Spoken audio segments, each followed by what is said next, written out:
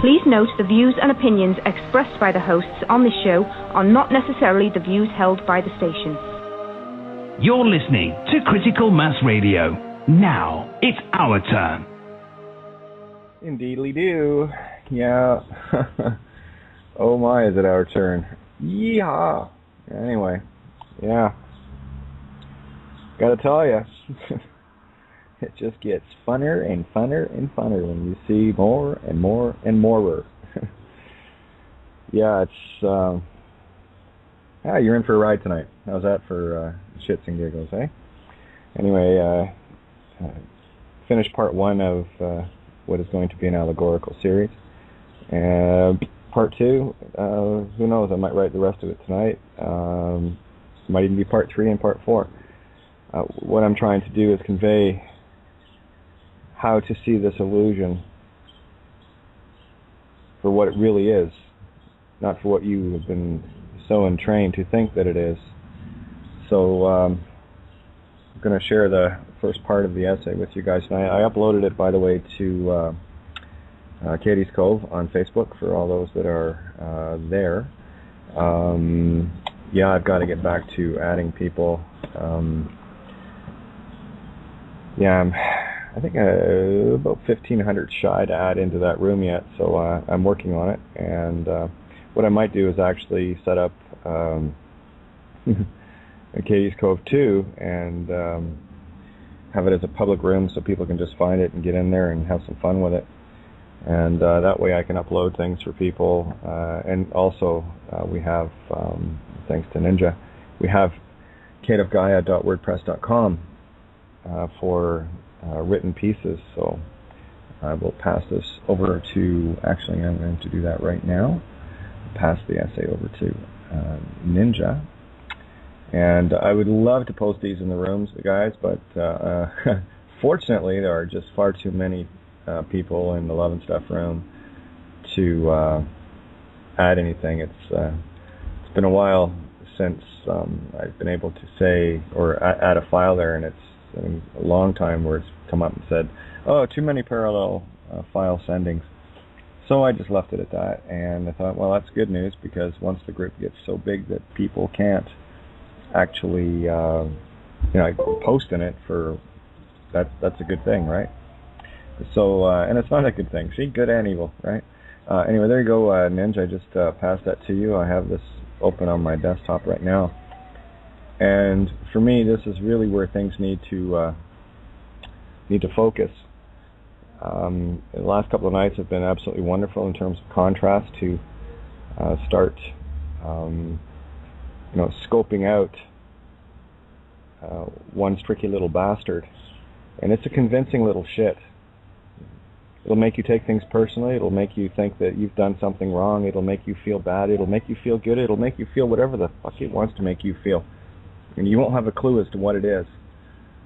And it's critical that people see the contrast, because until they see the contrast, they'll never know it. We've been duped for a very, very long time into thinking it was us. You've had all sorts of teachers talking about the superego, the id, and all the rest of the bullshit that goes along with it. Instead of just getting right down to the nitty-gritty of saying, that ain't me.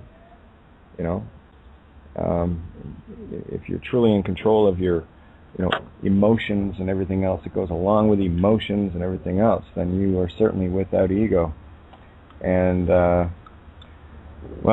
I'll go through this essay right now, and I'm going to touch on a few things inside of it that honestly, I could write a book just on this, and it would never end. This book would never end. That's why we talked a bit about writing books last night, and no sooner do I've started many books. I finished a couple, but I've started many books, and no sooner do I get them started, usually a week later, and I've been 20, 30, 40, 50,000 words into a book at the end of a week, and then I get to the point where I'm looking back at the first chapter going, it's obsolete. Because what happens in that process is as you're working through this, writing is meditation, right? It's rituals. This is your meditative ritual. So as you're actually doing this, you are downloading, and you're not thinking externally. Everything is internal. This is why the arts are so dangerous to the elites, to those pitiful souls that have gotten so entombed in this game, in this trap, that all they can manifest is the 7 deadly sins. And they're sitting around and they're living high on the hog and everything else, and 80, 90, 100 years, whatever the case may be, they're dropping bodies and getting tossed back in again. And they're only deluding themselves, because there's no moving forward with that. I'm sorry. I hate to burst your proverbial bullshit bubble, but I'm kind of known as a bit of a cunt, so I'm okay with that. Someone's gotta. There's that saying again, my favorite. If not me, then who? Well, I guess I get elected again. Self-elected. Go figure. What are the odds? So I spent the day writing, and of course, going back through some Bill Donahue videos. I posted a few links today for people. That's the thing. When I post something, at least you know where my head's at and what I'm doing and what I'm up to, and for the most part. And then, of course, hopefully by the evening, as in now, I've been able to codify and coalesce a bunch of concepts and do my damnedest to convey these. As relevant as they are to me. It's more important that they're not just relevant to me, that they're relevant, period, So, all right, so let me see. Yeah, and I did post this up, and of course there will be some, typos and whatever. It's like, download and just type, go. That's just kind of where I kind of float. So, there's certainly going to be what would be perceived as spelling mistakes, which aren't. And then, of course, there's a couple that's just missing a letter or something or whatever. So, but when I write with intent only. So it's as fast as it can download, it gets onto the screen in front of me. It's probably one of the reasons why I like typing so much versus handwriting, because I'll tell you, I'd be exhausted at the end of every freaking day trying to write the stuff that I do. So there you go. Let me just get over to the board for 1 sec, make sure everything's peachy.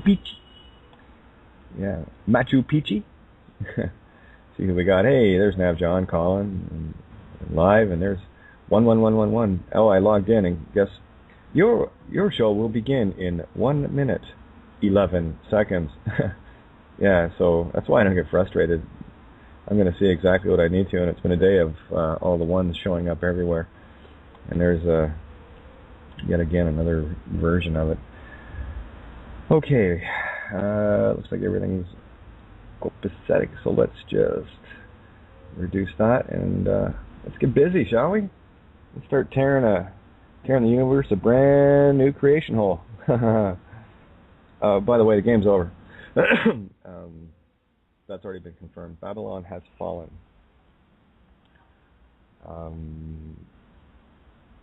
Usually takes a few instances to have that completely manifest, but I assure you, Babylon is gone. Babylon has fallen, and I'm going to touch on that concept and why it's very important not to think of Babylon as only something outside of you. You are Babylon as well. Oh, really? Yeah, really. Fractal, remember? All things and all things. It's just up to us to be able to see it, discern it, and go, hey, that's kind of cool. I think I'll write an essay. So here it is. All right. Ready to rock. The essay is called Raining Cats and Dogs. Raining as in ruling cats and dogs. So it's raining cats and dogs, is it? It's just an allegory. Let's see where Kate takes this one for you. While it is easy to see the literal and what appears to be obvious, it is the hidden from view we are oblivious to, discern, and all one must do to the obvious is insert the lie, the Li. It is about shifting our perspectives into the prose se, that's for himself, herself, itself, and allegorical realms that peels back the apocalypse for the true revelations to be seen. Very few will seek to look deeper into the real meanings of words and prefer to take at face value the words of others that did the same before them. It is easiest to perpetuate a lie if it doesn't feel like one and not one of our creation. We have two roads here, two choices, and that is to be willfully seeking knowledge and willfully seeking ignorance. While some may argue, ego, that being ignorant is not a willful act. Any choice made is one done with intent. Any act of knowing ever experienced proves this out, that ignorance must be chosen in the same light as knowledge, since they are both equal and opposite, where neither will or can exist without the other as its perfect mirror. Ignorance is simply knowing better and not doing so. We have spent lifetimes looking at everything based upon the conditioning of someone else's thoughts and intentions. We have continuously allowed our own pure canvases we arrive in this realm with to be painted on by others. It's been quite truthfully said that the bigger the lie, the easier it is to convince others. And this has been played out on the grandest of scales. The intent of the lie always remains the same, and that is to divide and conquer, nothing more. As long as you keep people polarized, you can keep them hating, fearful, and most importantly, controlled. It's quite an easy trick, but alas, this one-trick pony is exposed, and it is only up to us to choose the insanity of this world's creations or decide that there is something a little saner to our tastes.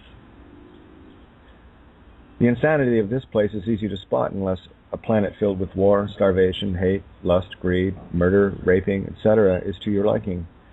If so, then you are a psychopath, pure and simple. What we are dealing with here, as the illusion, is simply an allegory of the greatest magnitude, if you can see it. The illusion is not that difficult to see, but one must shift positions 180 degrees to find its center. If the term, "let's go shoot the bull," is to be taken literally, there would be a lot of angry farmers and a lot of dead bulls. If one was to accept everything literally, then this planet would be an even bigger mess than it is, with many spilling the beans, pissing their lives away, eating crows, countless pigeons on stools, etc.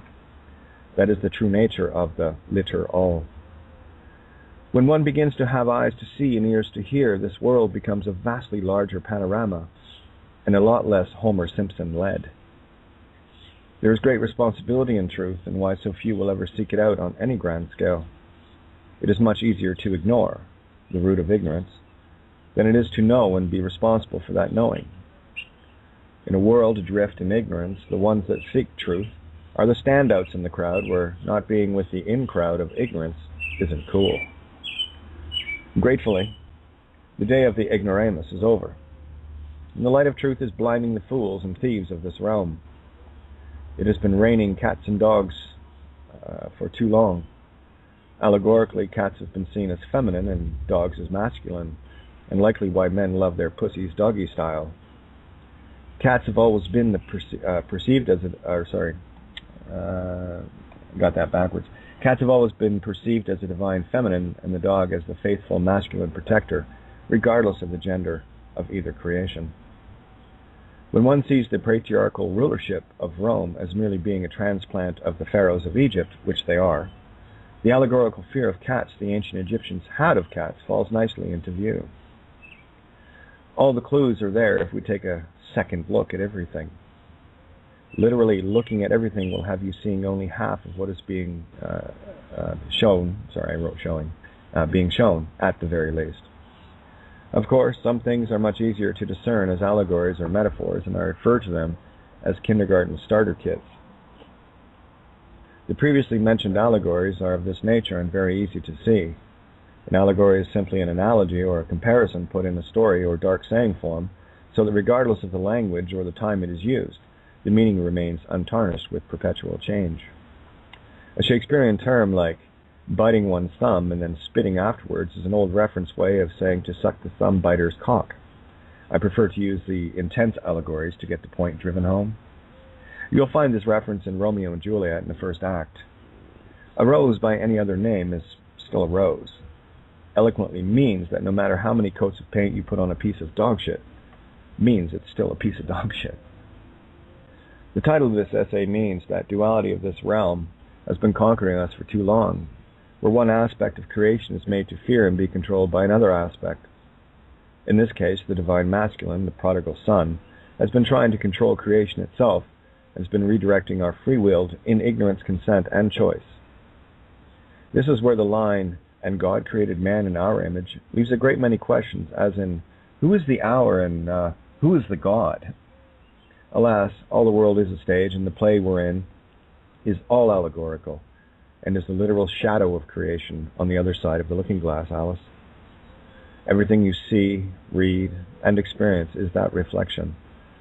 But many have been taught to look away and miss the less than obvious. The road back, however, is getting clear by the instant. In each aspect of our physical being, be it perceived female or male, we are complete, although convinced that we are separate from the other.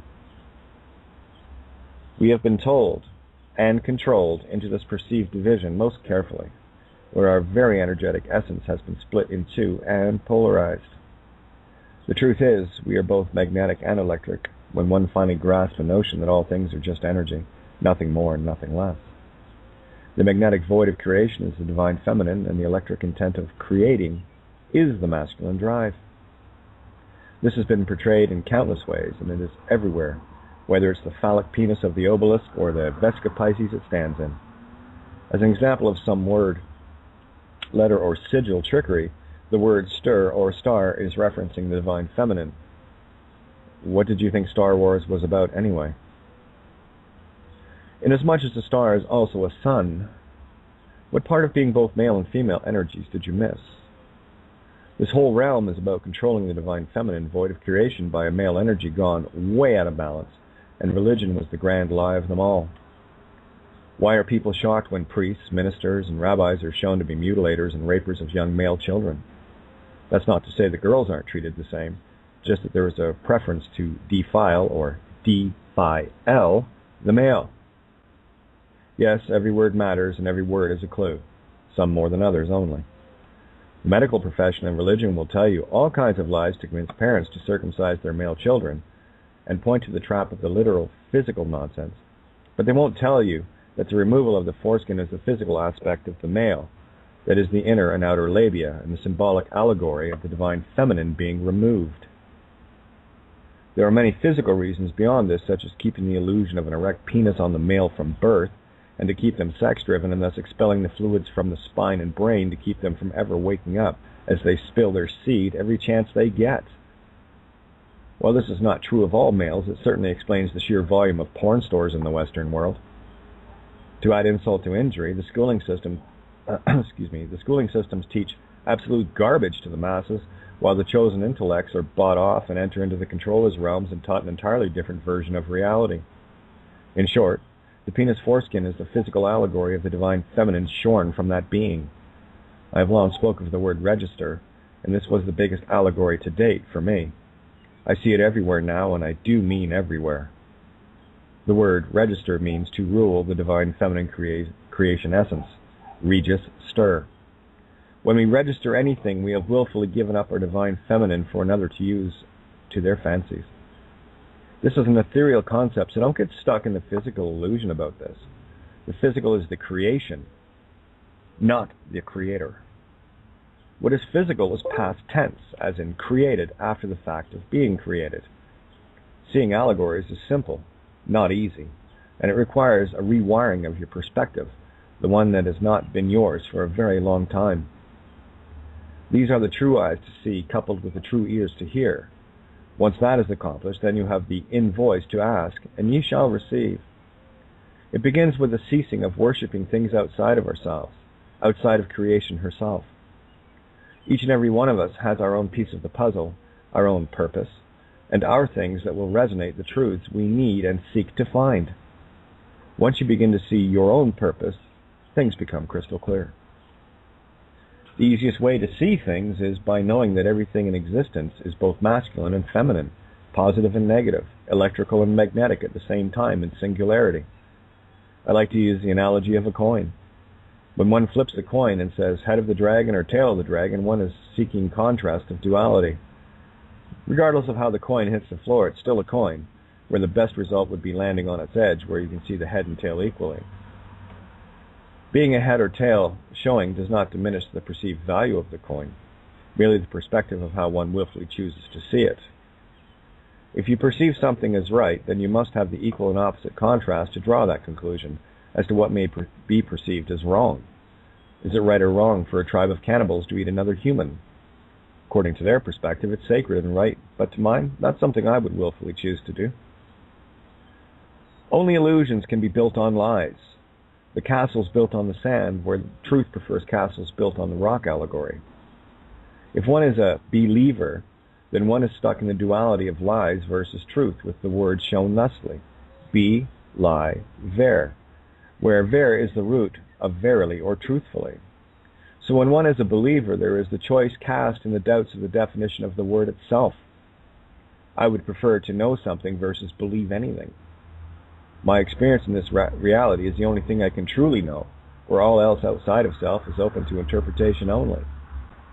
There are no answers in illusions or lies, only further deception, where one is left to trust in a false fall of the himself, herself, itself, false, get it? Good. Of the false idol or icon. Yes, it's all there for all to see if we make the choice to see past the illusions of the physical constructs.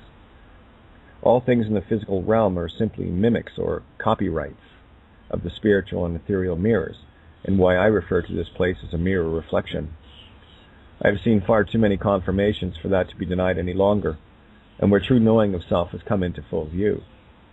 The biggest test for me was the absolute trust I placed within my own reality against all the standard norms of this run-by-psychos animal farm. I became the 1 + 1 = 3 knowing versus the 1 + 1 = 2 believer. If one chooses the literal math, one can believe all day long that it does equal 2. But when one gets outside the box ethereally, then one sees the true laws of nature, the cosmic creations in that 1 egg + 1 sperm equals the third being created.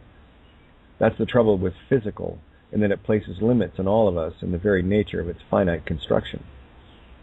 The physical realm worships math as outlined in the Masonic G, the banker's tallies, and the pharaoh's pyramids. In short, they worship all things outside of themselves and are trapped in their own game, if they could but see that. We have been poisoned by a light not our own, words not of our creation, and make real all the illusions we stare at. As another example, I have long felt that Ireland is the heart of the divine feminine allegory. I have pored through countless articles, tomes, essays, and books regarding this pondering, but it didn't take long to piece a few of them together. Even the shape of Ireland herself is resembling a heart. She has 4 ventricles, provinces, and her troubles were in the upper right ventricle called Ulster. Let's look at the other 3. Munster, Leinster, and Connaught. Interesting. Ulster is a word broken down. I'll do an essay on that all by itself, by the way. Ulster is a word broken down by the letter allows a deeper look into its true essence. With U as the international symbol of electricity being masculine, L as the divine essence of the power of creation, the spirit breath called Ro, and Stir being the divine feminine stir. It becomes quite clear this trinity within the upper right higher feminine chamber. The star chamber referred to in Black's Law Magic Book is the allegory of the heart itself, with more on that in an essay all by itself. I got lots of writing to do, boys and girls. Promise. Yeah, it's been a day. I've always felt that Ireland, the Emerald Isle, is the last remnant of a destroyed Atlantis, being where it is and where it used to be eons ago. Green is the color of the heart chakra, or chakra, or the solar plexus. Newgrange is a place dedicated to the seasonal changes, whereas a little spoke of place called Fornox that is dedicated to Cygnus, the swan. The swan is allegorical for the divine feminine, grace, beauty, and compassion. There is but one door to the last chamber yet to knock, and that is the heart completed. Only in the truest hearts can compassion be found for all creation, not just the selected chosen bits. Ulster is the last chamber with the patriarchal boot still on its throat, but that boot is being severed at the foot of the age of Pisces, with its Ankh L's losing the foothold. The fish worshippers of Rome, aka Egypt, with their Ma-sters, ruling from Switzerland, are now in their own fishnet as we climb up Jacob's ladder of the body, as above so below. The age of Aquarius is about knowing, far removed from the former epoch of believing in Pisces. When one begins to see the coincidences and realizes finally that they are not coincidences at all, but are the rungs of this ladder, you too will begin to climb out of this illusion.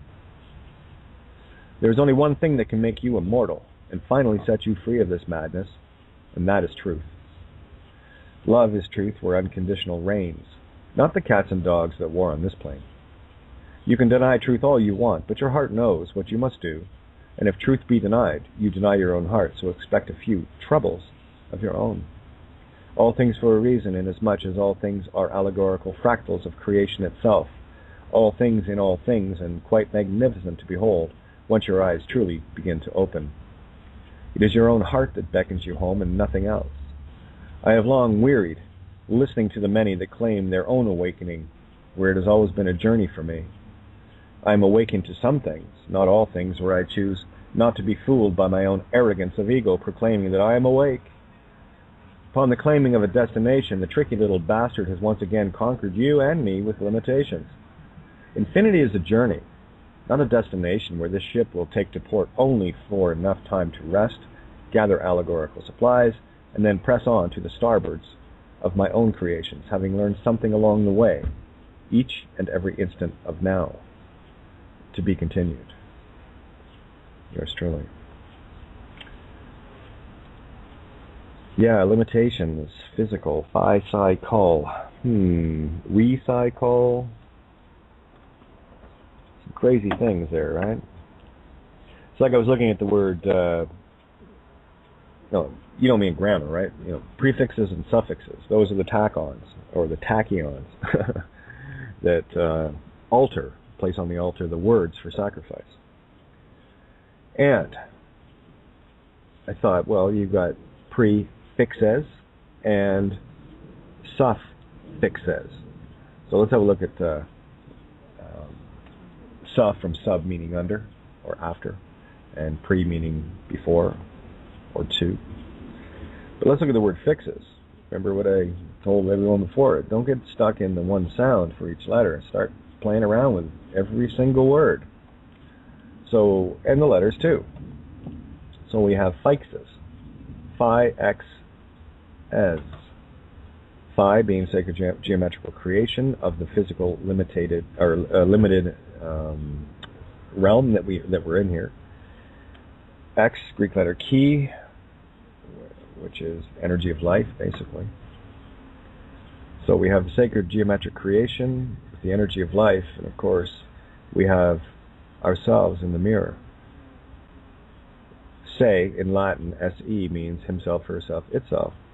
So es or es would be the mirror of that, the mirror of himself, herself, itself. That's why you don't want to be fixated too long on anything, because that which you are fixated on, you are creating and manifesting for, oh, I don't know, another god perhaps. One that wants to keep everybody duped. Like I've said many times, the greatest god is one that can convince other aspects of itself, aka God, into being lesser than it. It's about changing a perspective where one perspective is dominating another. And what we're dealing with here is a far out of balance, patriarchal or masculine intent trying to control creation herself. Because out of the magnetic void came the intent, not the other way around. It's a perfect mirror. What is patriarchal should be matriarchal, in balance. Yes, creation left to its own device would be chaotic. Absolutely it would. That's just that, gotta create. Where the magic of the masculine intent comes in is to codify and make sense of some of it. And certain parts of us, ourself, got trapped in that creation. Wow, look how cool that creation is. Let's go in and play, and next thing you know, you get caught up in the game. And you end up, at some given point getting bored with a lot of things. And that's where I mean, you got all these psychotics. I mentioned, people like Jeffrey Dahmer the other night. An individual that is highly intellectual. Ted Kaczynski, another one, highly intellectual and bored. I don't put them both in the same category, by the way. I just that's another show, another time. They're actually diametrically opposed beings, but what happens is when a being so filled with the garbage of this place finally snaps, well, they snap into creating a game that really isn't nice for the rest of us, but it's the only thing that gives them a thrill. That's how lost these beings are. So, little heads up on being an effect of this game to any level at all. It's okay to play, just don't get caught up in it. And what's happened here is we have all these beautiful beings, us, the unknowings, working our way back up, just wanting to have a game, just wanting to play, and that's our own innocence is being played against us. So we have to be childlike and wary at the same time to regain our innocence. Is a good and not so good thing, after all. So, that being said, skipping over to the board here and seeing if anybody is interested in jumping in tonight and having a little fun with yours truly. But I want to go back over some of the things in this essay as well, but as always, I like to hear from the other parts of me, just to see if we're resonating. And I've said it before, I will say it again. It's getting clearer by the day that the fact that you were gathered here puts you in a slightly different category. Because I assure you, this table that we have set, that we sit at and gather at every single night, is the only one of its kind on this planet right now. So the more that gather here, the faster this game comes down. And it's, for me, it's done. Babylon is down. Oh, we got area code 937. Let's crack that open. Hey, how's it going? Kate, how you doing? Good, how are you? Okay. Not too bad. I wanted to call in a few nights ago and ask you a question, but maybe one or two if you don't mind. I know it always seems like I'm calling and ask you a question, but you kind of touched on it, no pun intended, tonight when you were talking about, I listened to Santos over the couple of years, and he talks about trying to, if I can put it discreetly, save your oil, if you know what I'm talking about. Well, exactly. Yeah. Let me put it in layman's terms for you. I feel where you're going here, so let's see if I nail this intuition. Okay. All right, so what we have, we've got both realms at the same time. There's no denying the spiritual and there's no denying the physical, as above, so below. That we can agree on, yeah? Yes. Now, when people are very caught in the physical, they're at effect to it versus being cause over it. When you move more spiritually, when you start getting outside of the meat stick, you become more at cause over the physical instead of being an effect to it all the time. Does that work? I'm going to keep going here. Okay, I just want to make sure I'm walking down the path the right way. So when you have a being, a male in particular, that is very entrapped in the physical, doesn't have a real notion of their spiritual nature at all, and as a young child brought up, whatever the case may be, again, when you're dealing with circumcision, what you're doing is literally giving the male the appearance of an erect penis for a lifetime. And whether or not it is, they're made aware of it doesn't matter. It's in the psyche. That's the problem, because it's a big game, right? So here we have a male that is not quite awake, doesn't have a sense of spirituality, and of course, chasing after every piece of skirt he can get.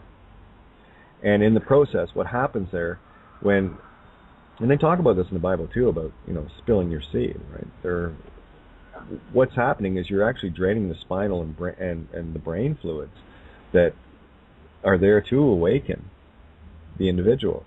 So what it's doing is when a being is caught in the physical, they are caught in the illusion of being the meat stick, and in that process are absolutely draining away any potential they have of ever awakening. So, and it's a drip by drip, no pun intended, process, lifetime after lifetime after lifetime, you know? So does that kind of cover intuitively what you were going for? Yeah, I wanted to ask you because, like I said, I knew what Santos says, and actually Bill Donahue kind of joked me one time in one of his video will say, you know, something about if you're going to meditate on the Tuesday, maybe on Wednesday try to leave a little oil on the lamp. He was joking around, but I wanted to see what you thought about that as well. So I see now that you agree with both of those guys that, you know, we should try our best, which at 43 for me, of course, is easier than it was at, let's say, 23, of course. But, you know, now I just realized why. You know, I was just on YouTube watching one of Bill's video before your show started, and I looked to the right of, I was watching Bill's video on the Teo. I watched it a couple of times, but I looked to the right of the video, and there's like this new ad for some video game, and it had a picture of a cartoon with a girl with very large breasts. I'm thinking, you know, in the past couple of months since I started listening to you, I've realized why everywhere, you know, men turn, there's a woman there, scantily clad, you know, so we get aroused or whatever. And beckoning, you know, beckoning your boner at every turn. Yes, exactly. That's the nature of the trap. Okay, so you know, so I put this out to the guys out there, and again, once you become aware of these things, this is the key here, guys. When you become aware of it, that whole thing stops. It becomes a mind over matter. It is not of consideration anymore because now you know. Now you're aware of it. Yeah. Okay? And again, the intent has now changed. Because, you see, in the intent of the act, as it were, in whatever situation, doesn't have the same power as it did before. Because when one is now knowing what they're doing to themselves, they can recharge that. Right? And this is why I alluded to this earlier, and I'll come back to it again. Physical things can be fixed spiritually and physically. Most of us are in the position where we're not quite capable of spiritually, you know, healing ourselves or repairing damage.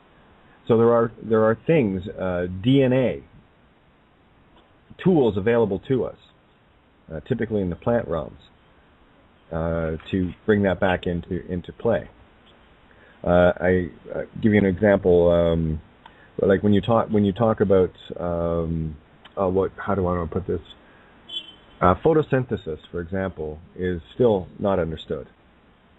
You know, they have their theories about what it is, but what's happening is you've got light being transmuted through the green chlorophyll. That's literally the heart, right? And used as energy, pure energy food, and it is pure energy. Now, where was I going with this? That's a problem. You would not want to be in my head today. I promise you. I can barely stand it. Yeah, it's all just coming like fast and furious. Just want to get back to where I was. Okay, go ahead. No, I was thinking about something else in a way to ask you, but. Oh, go ahead, ask. Okay. That got you real silly. Okay, what about the situation for married men and women? What, you know, because sometimes there's going to be where the one partner, I don't know how to ask the question without sounding crazy, but, you know, the one partner's going to want to, and I'm going to be thinking, you know, and like in my situation where my wife thinks I'm crazy anyway, you know, if, and we've been together since 1986, since high school, but, you know, when the wife, let's say the wife wants to, but I'm thinking, I mean, I guess I just have to, and it's not like it was 20 years ago, of course. It was, like, you know, like all the time and any time, but you know what I mean. So I guess you just every once in a while you just have to. Okay, I'm going to answer your question with a question. Okay. Are you aware of what it does now? Are you aware of what? Yes, I am. Okay. Yes. Does it have cause over you anymore? No, it does not. So you answered your own question. Okay. Okay. It's about awareness. Okay. That's all it is. I have a very easy question for you too, if you don't mind, but it's on a different matter. It's on meditation. Sure. Hit me. Okay. If I go like I did today, I was out in the sun during the day, reading and stuff, yada yada. If a person goes into wherever they meditate, like for me, it's the bathroom because, like you said, it's the darkest place in my house. I can close the door and I put my hand in front of my face and can't see it. If I go and meditate, say around 5 p.m. when the sun is out, does that matter, or does it have to be dark outside for my pineal gland to be activated, secrete melatonin and all that stuff? Or if the sun's out, does it matter? As long as you're not directly in it, the darker the better, obviously. And also, meditation works at any given point of the day. Like I generally take an hour in the afternoon just to zone out, clear my head and do whatever. But also be aware that, with the natural cycles, right? As in when the sun comes up, the sun goes down. We're biologic in a biologic form that works with these rhythms. That when it hits around midnight, that's when you start getting the highest release of melatonin, and then it slowly diminishes to around 4 a.m. So that's where you'll generally, get to bed before midnight. Your chances of a dream state is, much higher. It's one of the reasons why I get frustrated when, I'm generally up late and up early, right? So for me though, even in a waking state, sun up or sun down, when I'm writing, I'm in the darkest void I can be in, because that's where I'm drawing from. So again, it's about becoming aware. And what is your intent? You see, here's the problem with the physical illusion. And what I was going to say before about healing, if you want to replace the means of those oils and what have you, cannabinoids, hemp oil. That'll take care of it rather quickly, actually. It'll put back into place those pieces of the synapses that have been removed. So, the ones that aren't firing, right? That's what basically is happening is the synapses aren't firing because part of the synapse is missing, and the cannabinoids, the natural tree of life, puts them back.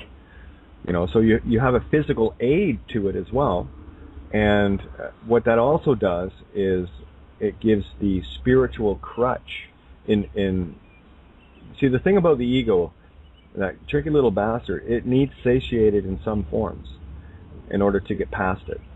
So if you're satiating the physical, i.e. the ego, the body thing, then it puts that at ease so that you, the aware being, the God creator itself, knows that you've done something. So it's reassuring. But do not get caught in that just, I'm going to keep doing this. And it's about building the trust back in yourself that has been so vehemently destroyed in all of us. We have been completely controlled to the degree that, we don't have any answers unless we're voting for somebody, unless we're, listening to someone preach off a pulpit or stand at the front of a classroom and throw drivel at us. That's where we got to, but we're pulling out of that one now, right? So it's all about changing your intent.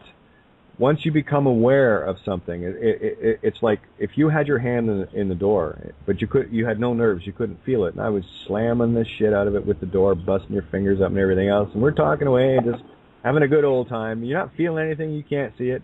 Then all of a sudden you become aware that your hand's in the door and that you can feel everything and your fingers are mangled. Are you going to leave your hand there while I continue to slam the door? Or are you going to pull it out? Right. I'm going to pull out. Right. So that's what I'm talking about. What I'm doing is making people aware that they got their hand in a door, that someone's slamming the door shut on them. And once you become aware of it, you pull out of that thinking, that thought pattern, and it will not affect you anymore, unless you decide to walk back down into the sleepy phase. But I don't see that happening with those of us that are gathered at this table. You know, we're hell bent for leather. I know that. I talk to lots of people, and we're hell bent for leather because we know we don't believe this anymore. We know this. We know we found the road. It's a razor edge, and I'm doing my best to navigate along that edge. It's getting wider and wider, by the way, and that's the thing. It's like the scene in Indiana Jones when he's takes that step out onto an open chasm that looks bottomless, only to find that when he sets his foot down, all of the steps appear, so that he can get across. He still has a choice to make in terms of the Grail. There's another allegory. He didn't pick the biggest, shiniest, most beautiful one. He just picked the most simple of all. There's your gates of heaven, the big wide gold ones that's going, come over here, big wide road, easy, right? Just listen to the priests and the ministers and everybody else, and you'll get through these doors, and it's a full return trip. And then of course you have the other little door off to the side that's dusty and old, doesn't get open too often, it doesn't look very appealing. That's the door we're going for. We're looking for the small Grail. We're looking for the simple one, because truth is simple. I mean, the question was why. That was for me, that was the first question ourself ever asked. So we've gone into all sorts of crazy creation shit like we're in right now in order to understand that. And I had a few epiphanies, doing the trail walk. Because here's the thing. If you're alone, you're never alone. You've always got you to talk to, yeah? At the end of the day, there's always you. And I'm sure if anyone is even remotely like myself in that regard, you can have a slam dunk of a conversation with yourself and be quite entertained with it, So it kind of removes a lot of the schizophrenia that we're dealing with on this planet. And, there's the thing. The word alone has the definition of being lonely or by oneself, but the A as a prefix means not lone. So being alone means you're not. Equal and opposite has to be. In a singularity, there has to be an equal and opposite contrast in order to see the coin standing on its edge. And if you're looking at it the right way, you can see the head and the tail of the dragon. Like I say, if you want to see a coin, both sides of a coin, put it up to the bridge of your nose. Rim on the bridge and you'll see it. Gee, I wonder why they call it a bridge. Because the nose is attached physically to the heart. That is the connection there. So the heart has to bridge to the mind, you see. It has to bridge to the eyes. It has to bridge to the everything. You have to cross that bridge. That's the Indiana Jones chasm yet again. And it was staring you right in the face. Right? Kind of cool, eh? Yeah. You guys getting anything out of these chats? No worries. No, like these working for you, Vince? Yes, it is. Okay, good. That's all I need to hear. Like I said a few nights ago, I was thinking about it. I thought I'm going to ask your advice or your opinion on what they were saying too, just to see what you thought. And then you read it in whatever you were reading from. You kind of mentioned what I wanted to ask you about. So I thought tonight would be a good night to ask you, to click in and ask you real quick. Oh, anytime, and it was just a coincidence. It wasn't like we were resonating at any universal level or anything. Oh, my sarcasm's getting better. Yay! Wow, 109 posts in the room already. Yeah, I'll leave your mic open if you want to jump in at any time. And I'm going to do the call out here, see who else wants to jump in. Where are we? Sorry, just going down the room here to see what's up. Oh, thank you. Yeah, I've got a little editing to do on that Ninja, so we're going to have to upload it again. There was one major typo in that I wrote masculine twice instead of feminine regarding cats. So people are going, masculine, cats, dogs, masculine? What the hell is she trying to say? That's the problem, is I was already in the second half of the sentence while I was writing the first, so there you go. Well, at least you know it's a real download, huh? That's why I kind of leave them as is, and then I'll edit them later, but there you go. But I think what I will do is I'm going to toss on a tune. I kind of feel like one. And this one came up a lot today. And I think I'm going to touch on the one line because it has been seemingly coming up a lot all the time. And the line is, and you can hear it in the song, you can try to steal her gold, but she'll give it willingly. Okay, so for those that know the song, you'll know you know what song I'm referring to. So what I'll do is toss that one on, and let me just get this where I can see it. There we go. So we'll be right back.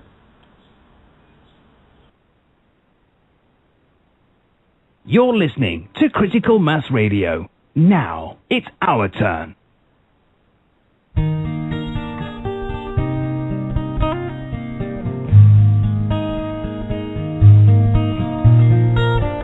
I've never seen before my eyes this dream. I've never known what makes this child to see. Like tears from a mountain pouring gently to the sea, a curiosity. Will you dare to touch my soul?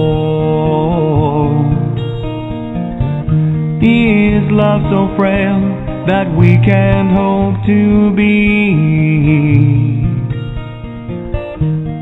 more than we are, more than our hearts can see?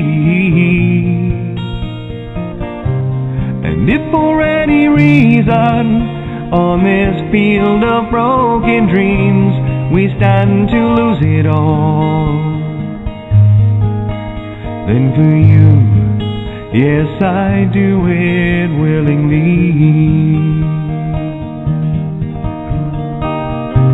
If this is our moment, captured in time, always to sustain, for lost in your eyes I find are the only means to remain.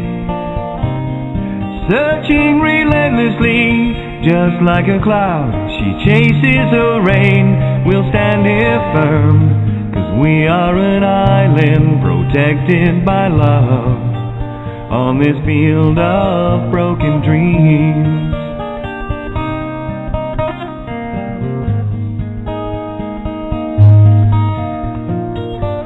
It's never clear, this path of destiny. That's why we're here, to find our need to be. Elusive as a rainbow, we can try to steal her gold, but she'll give it willingly. Will you dare to ask her though?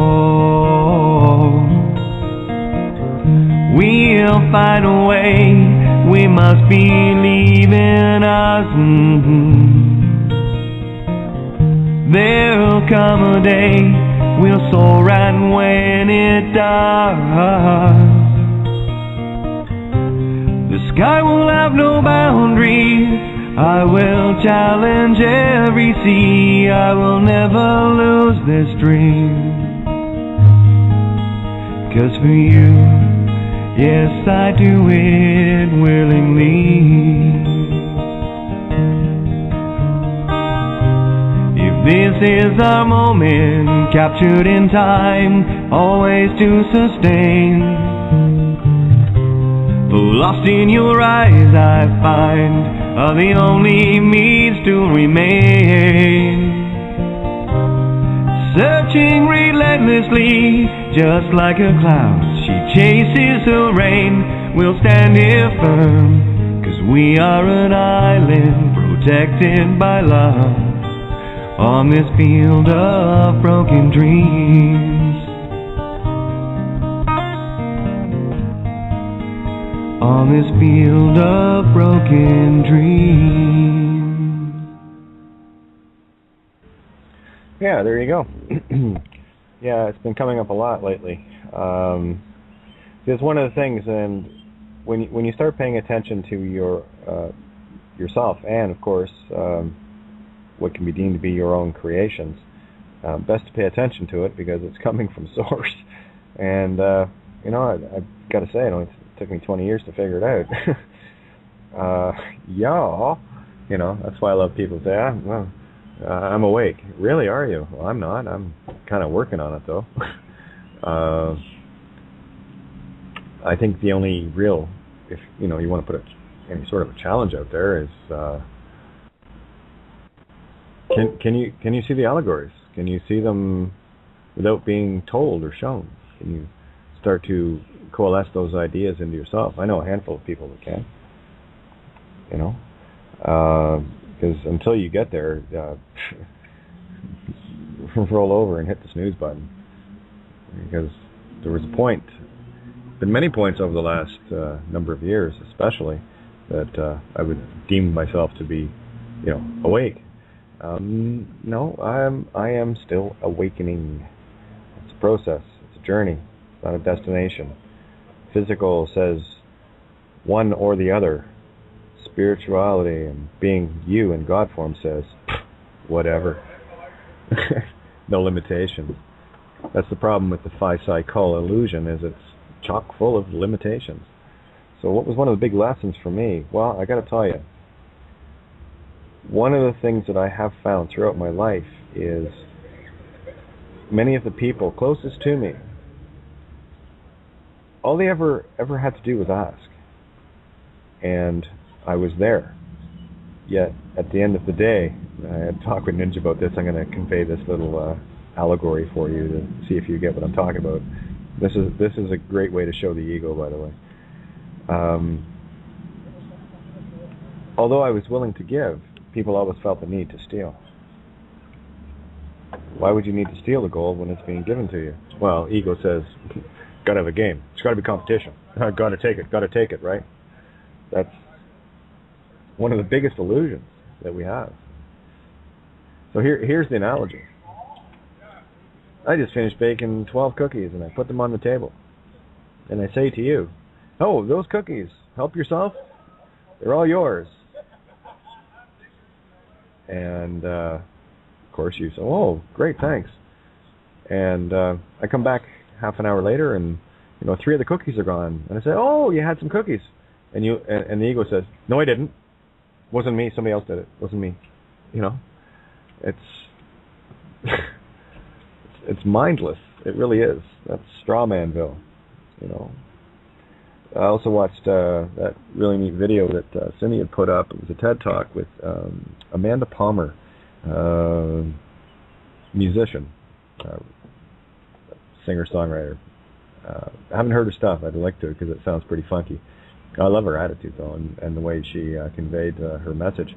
Anyway, I think the title of it is 8-Foot Woman Ends the Music Industry, or something along that line.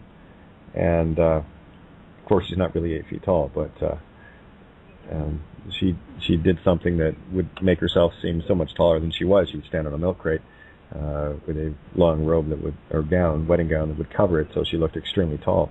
And she used to do be a statue, and she'd have a hat or whatever at her feet, and anyone that would put money in, she would offer them a flower, but she would otherwise would just remain as a statue, and just change when people were, coming up to her, which I thought was beautiful. It's stunning allegories, and until you observe something, it doesn't do anything. You see, that's the allegory of the atom. You go and look at her and she moves, right? This is just how I see things now. Everything is allegory, and I mean that quite. I love this, literally. Yeah, I know, weird, but gosh darn if it doesn't work. So I did want to go back over a couple of things within this little soiree on paper, or screen rather, that I just put together, and touch on a few things.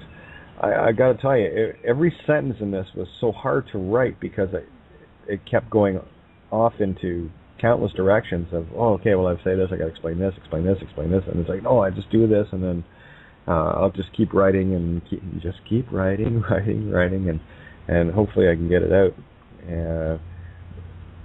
It's just, that's just the way it is these days. Where did I? Oh yeah, excuse me. You go back to the Mummy movies. This one always stood out for me. Again, you get all the history and everything you need, from the movies if you want. It's all there. Anyway, the mummy that had been, brought back to life by reading from the Book of the Dead, or the Book of Life. I can't remember which one it was. It's irrelevant. Well, it probably isn't, but whatever. It got to be Book of the Dead because she found the book under Horus, right? Or Anubis, rather, whatever, a statue of Anubis. Anyway, just before the one of the first scenes, before the mummy had a chance to, get full strength, a cat appeared in the movie and walked across the piano, and of course the mummy just basically shit himself and ran. And for me, the allegory of that is, the mummy being the male that they were portraying, being the naughty male, trying to control creation itself, i.e. bring his, bride back to life and everything else. The allegory there is the cat being the divine feminine representation. Scared him off, right? Scared of the real creation, the real divine feminine. And as I've said before, when you look at the masculine and feminine, you have to look at, the duality of each side, right? The positive and negative feminine and positive and negative masculine. That's why the heart, for me, has 4 chambers, 4 star chambers, right? There's a completely different allegory coming out. I've got to go back through. I'll write an essay on it. When I go back to the invocation of the cross and what the contracts were with regards to having to be placed in the star chamber, it wasn't a physical place. It's an ethereal place. Now do you see why we're getting outside this box? Now do you see how close we are? I'm telling you, people, we have never been closer. I feel it in every ounce of my beingness. We have never been this close. And it's finally unfolding for us. That's why you're here. That's why I'm here. We came here to play a game and end the nonsense. And I think we're doing pretty good, actually. All right, so that was one of the allegories I wanted to touch on. Look around you. How many people in your life can you see as being more like Homer Simpson than not? I mean, to me, Homer Simpson is the ideal Western mind. Duff beer and go, and then drive-through, Like, seriously, it's all right there. I forget what it was. I think Vicky mentioned the other day where, Homer was in a drive-through, and it was like a minute and something, and he's screaming, I want it now, And it's like, it was only a little over a minute or something. And again, it just shows the impatience of ego, self-gratification, instant gratification, right? And this whole physical game is, especially now, it's so blatant now, is all about gratifying the physical to keep you so deeply ingrained in the illusion. And if you look at the sheer vastness of the number of fast food restaurants, triple X rated porn stores, have a look around. Look at all of the things that have been built around us for that instant and always self gratification. I remember back in like the early 70s. As a kid, the drive-through was non-existent. You actually had to park your car and get out and go in with mom and dad and go actually physically order food and stand and wait for it. I mean, the whole idea then of fast food was getting it in less than 20 minutes, right? Now it's like 20 seconds and you got the Homer Simpson attitude going off, right? And therein lies the other trap when you take it over into, quote, the truth movement, unquote, you've got people in the gimme mode that are well indoctrinated into this whole program. And the gimmies to me are the free man on the lands and the supposed sovereigns, or the oxymoronic sovereign citizens, and especially those that are using these labels to try to ensnare people, cops and shit. It's like, let's put a label on it quick, brand it, just like the cattle. Let's brand it. That's why don't put a label on me. It's like he even said in the Summons of the Dead, I am actually genderless and genderful at the same time. Don't pin one or the other on me. That kind of fucks up your whole book, doesn't it? Go ahead. Call me one, I'll be the other. Call me the other, I'll be the one I was before. Who cares? It doesn't matter to me. I'm not polarized. I mutate. I move. Without consideration. Why? Because I know my center and I can move to either side of it whenever I want. Yeah, I can deke out any goalie at this point. When we get into really starting to see the allegories, now the ones that I alluded to, like stool pigeon, or let's go shoot the bull, and all, those are the really, really easy ones.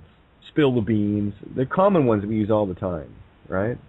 Oh, so and so squealed on so and so. We know what they mean because it's part of our culture.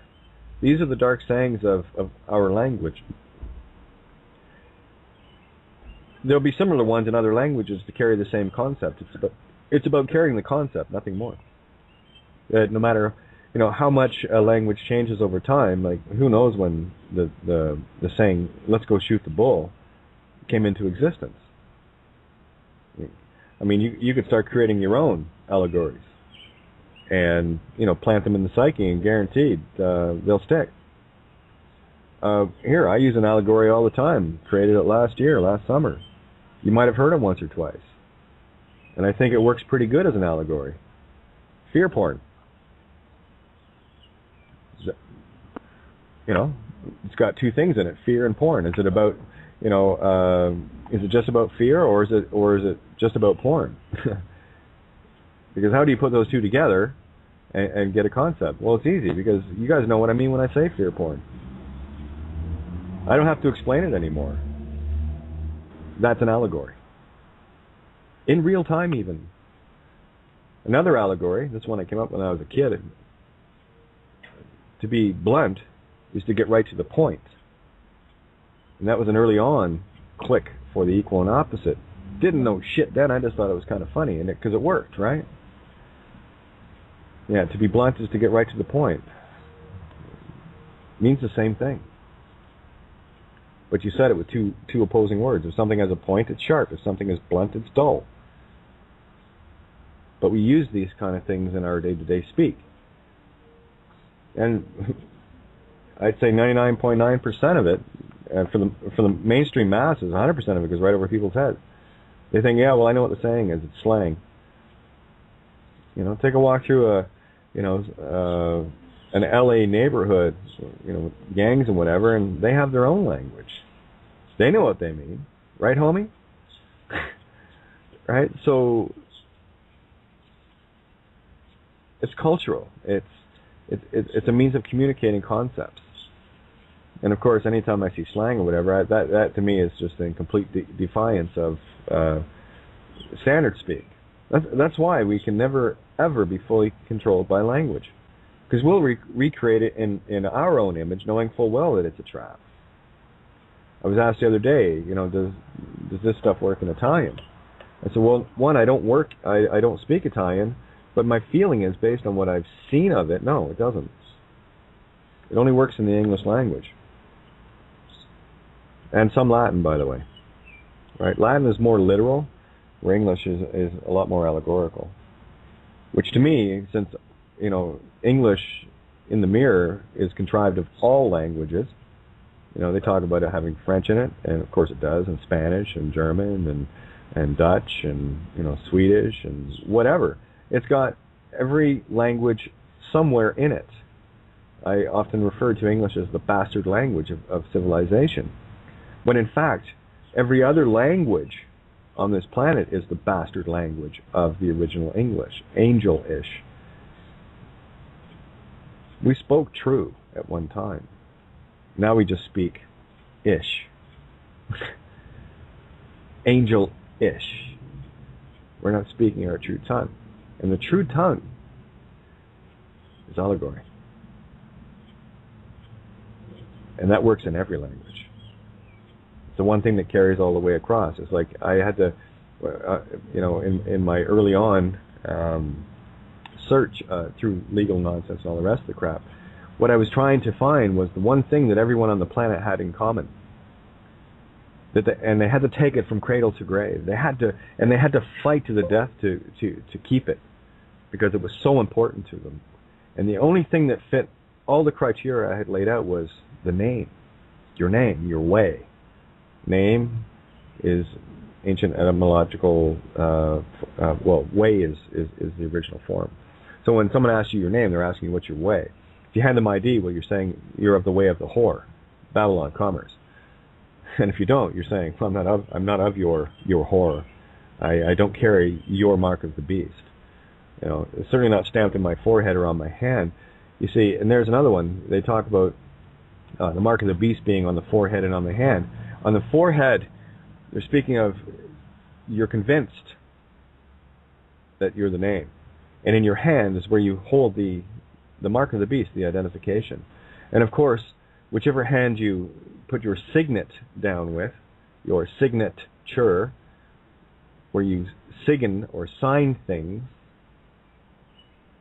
your divine feminine signus, that's your creation, followed through with your masculine intent.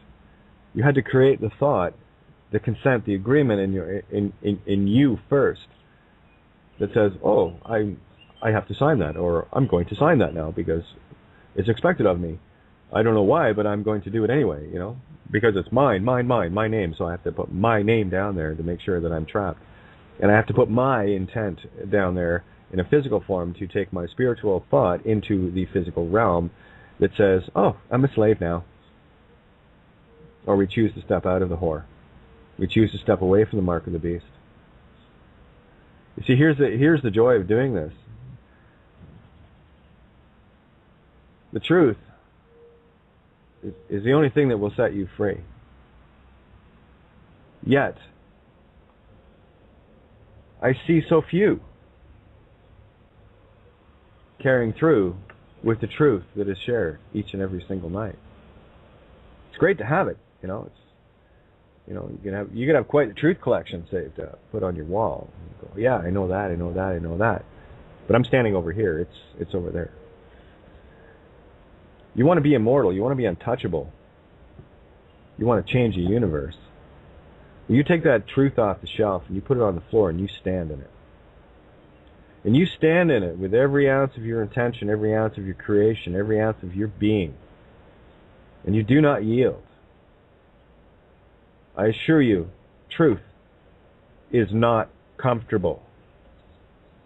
Truth flies in the face of everything that is deemed, quote, normal, unquote, in this shithole we call home, Earth. Woo! This psychopathic animal farm that harvests souls and children mostly. And we all go, oh yeah, let's just play along, one day I'll be ready to do something, Kate. No, you won't. You'll never be ready for this. This is just something you do. This is something you learn on the fly. This is something you step into because you trust yourself that much. You trust your instincts that says, this is the truth and I cannot yield from it. That was the deal I cut. I said, I will stand in the truth, regardless of the price, regardless of the cost, because it will be the only thing that will set me or anyone free.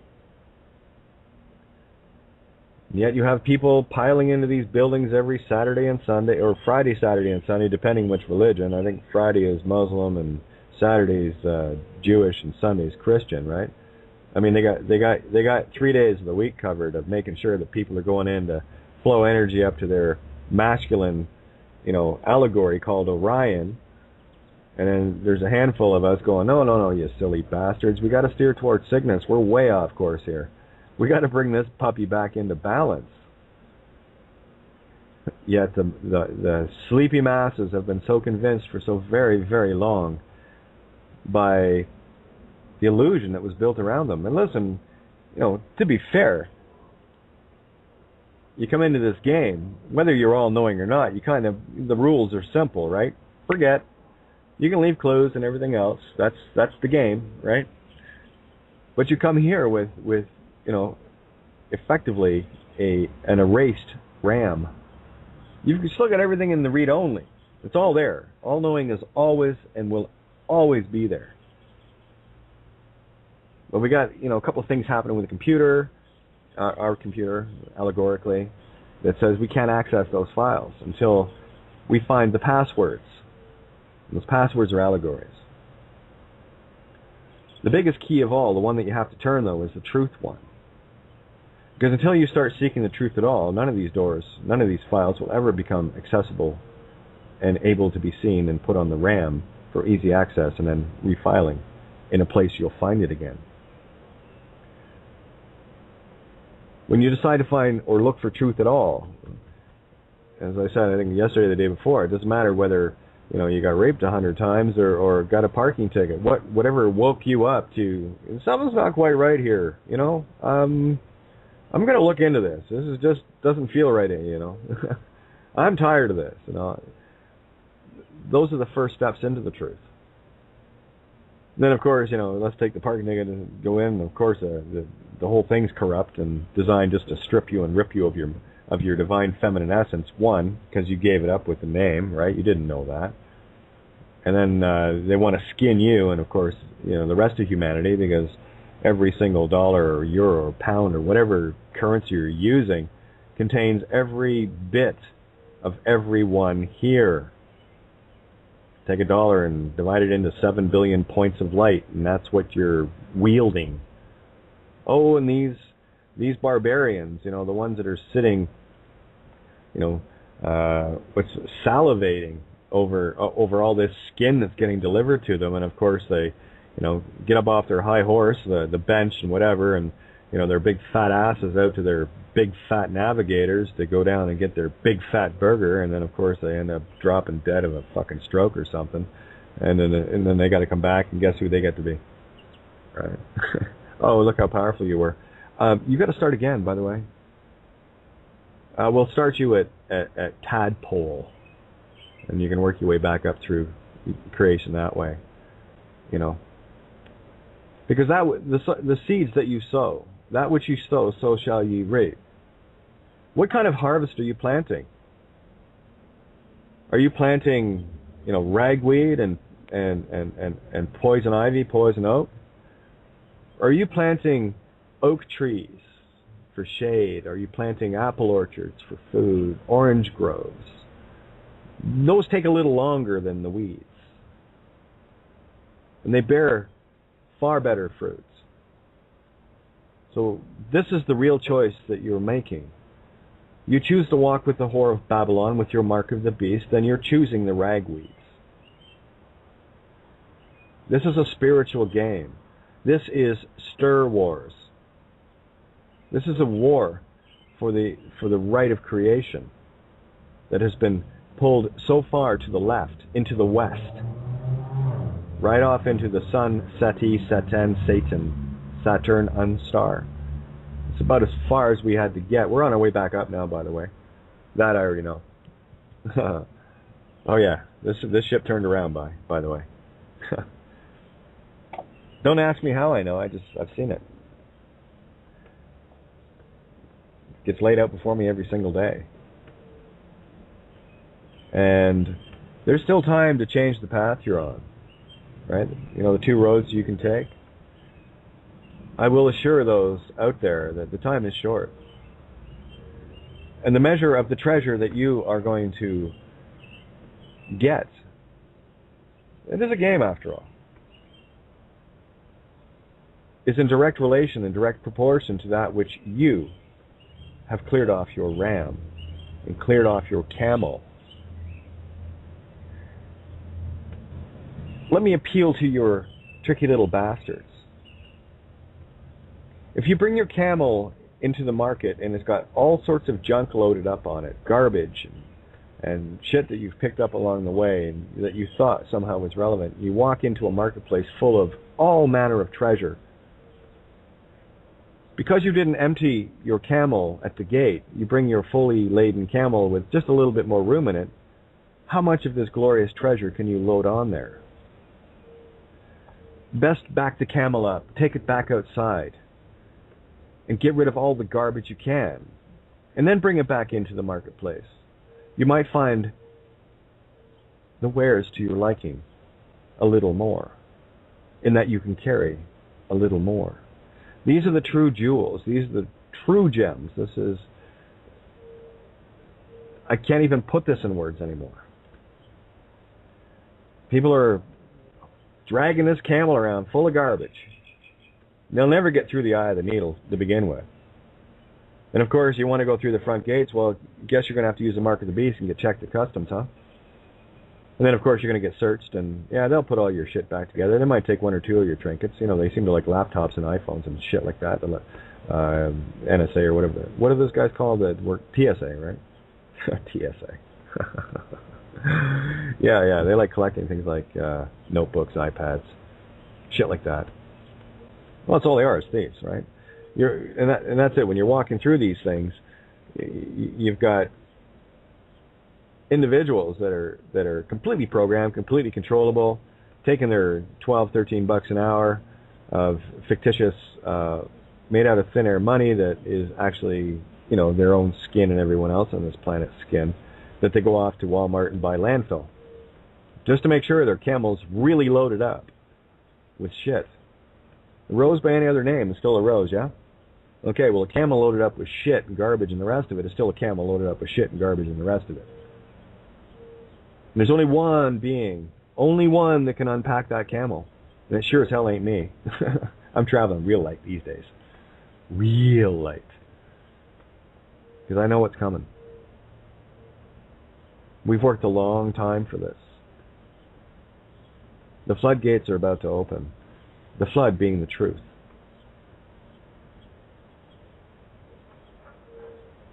Yeah, cool, eh?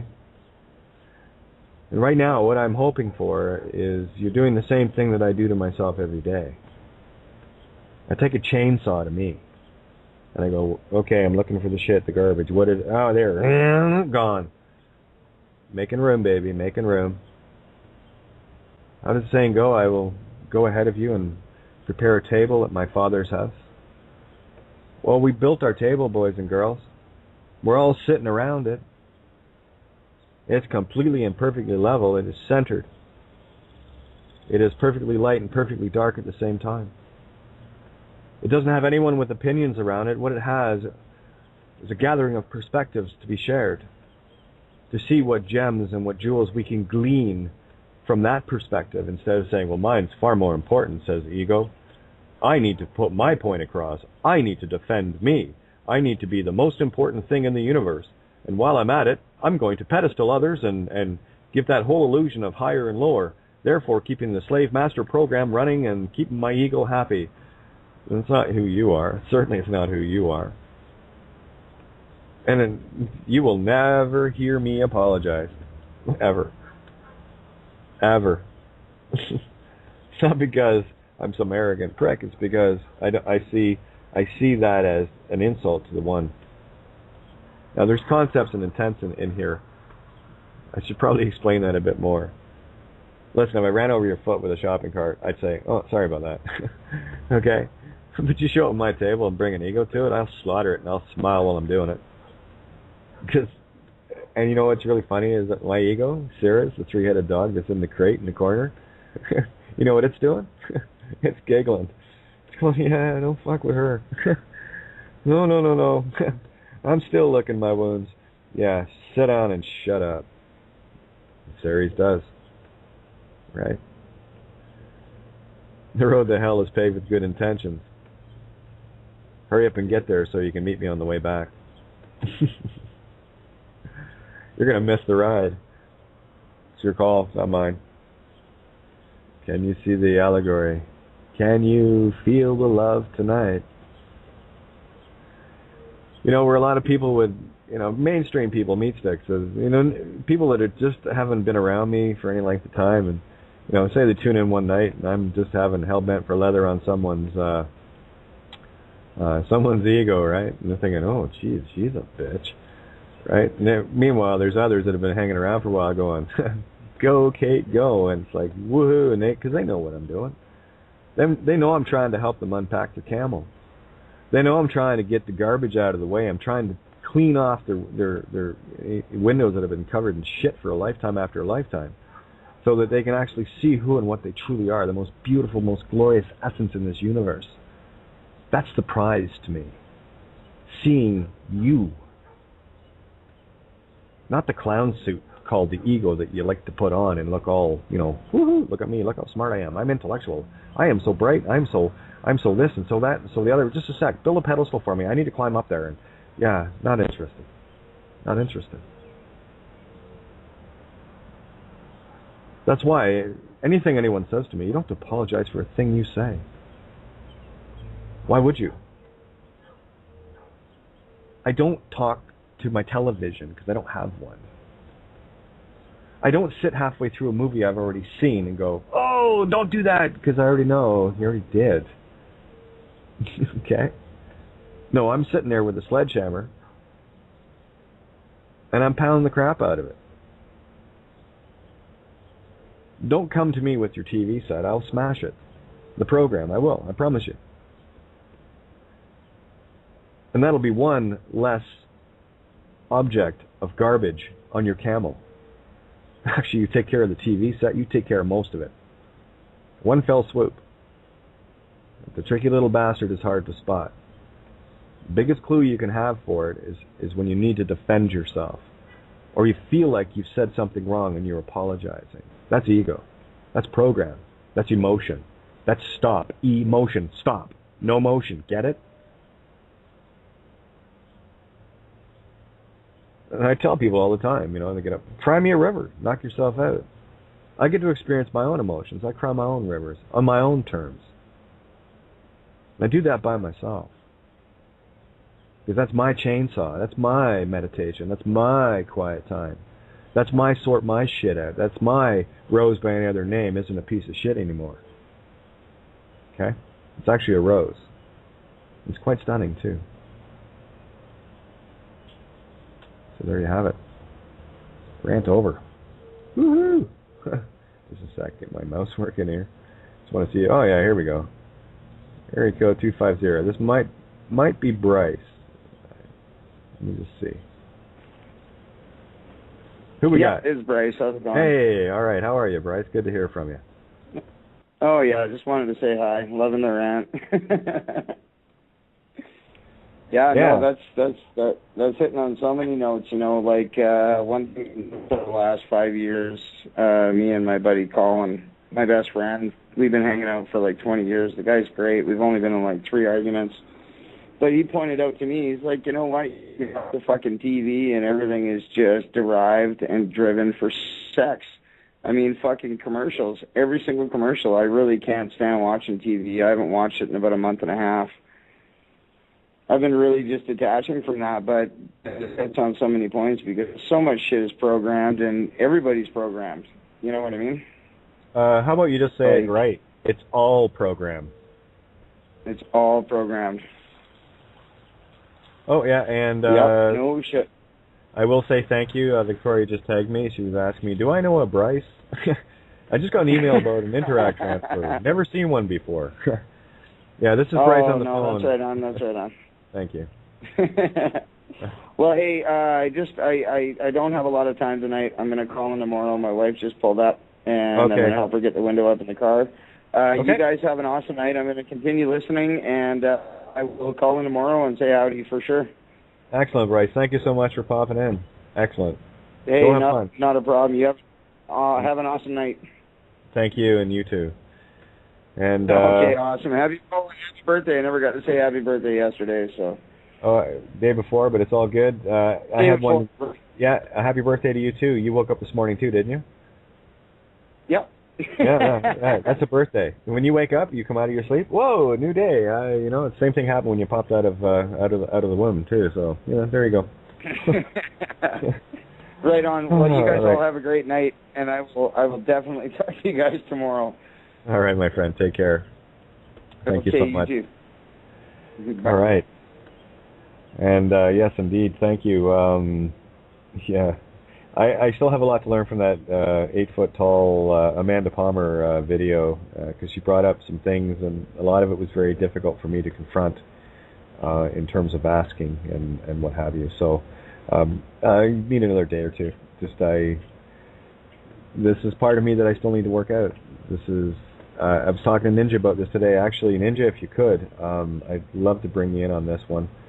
Because I know you've actually, I think you have, because I know you're going to watch the video, and we had a chat about this. How are you doing, Ninja? Waiting for the mute button. It's got to be the mute. Hi, Kate. Hey, baby, how are you?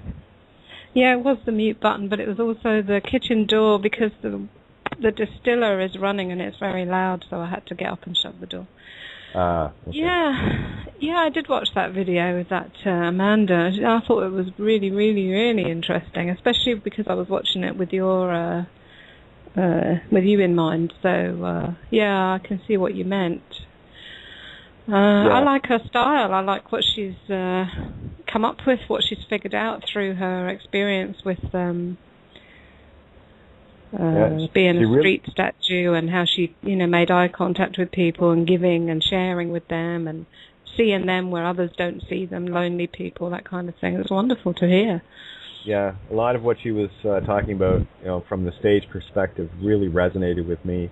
One of the things about me live performing, most of the times it was difficult just to keep me on the stage, because I would rather go out and hang out with people out in the room. That's why I was wireless. I ran wireless headset, wireless guitar, and I could go anywhere I wanted, as long as I didn't walk right in front of the speakers. That usually created a bit of chaos, but you do that once or twice and get the deafening feedback, and you go, oh well, I won't do that anymore.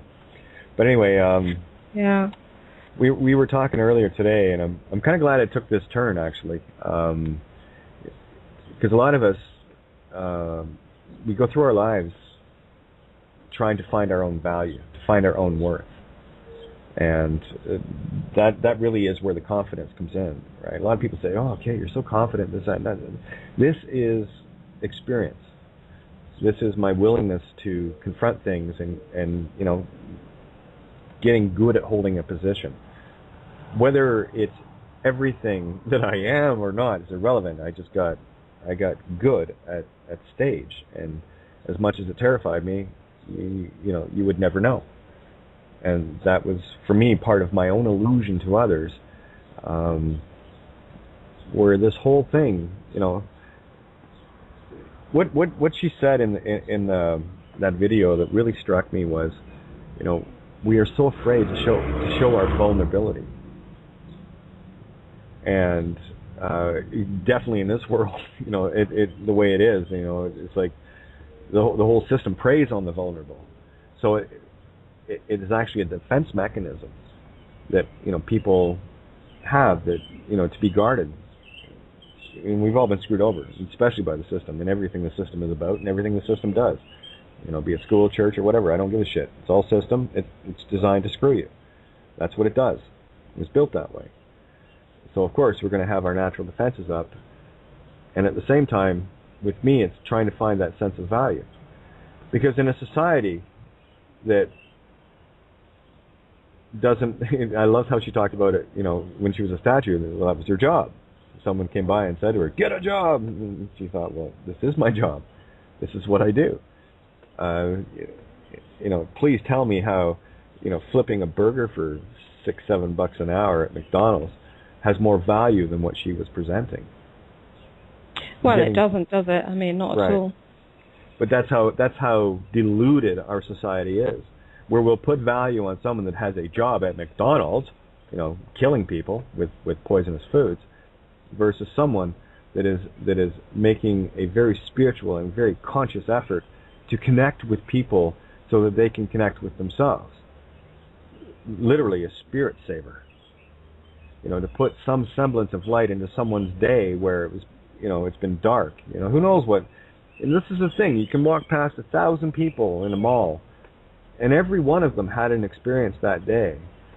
And you don't know who just lost a friend or just lost, a family member whose marriage just broke up, or who, got a brand new car. I mean, you can tell by the moods of people, but you don't know their story until you connect with them. And that's what we do. We walk past everybody, and we have our own judgments, our own assumptions, our own whatever, about who and what they are based on, a physical appearance. So if they're smiling, they must be happy, and if they're, frowning and crying, they must be sad. That's a pretty obvious one. That's the easy allegory. That's the shoot the bull allegory. But what's lying behind that is deeper, where the real value is. And that's one of the messages that this young lady conveyed to me. It was actually quite humbling to watch. And I was asking myself a lot of questions during that. I have to thank Cindy for posting it. See, I check things in the now.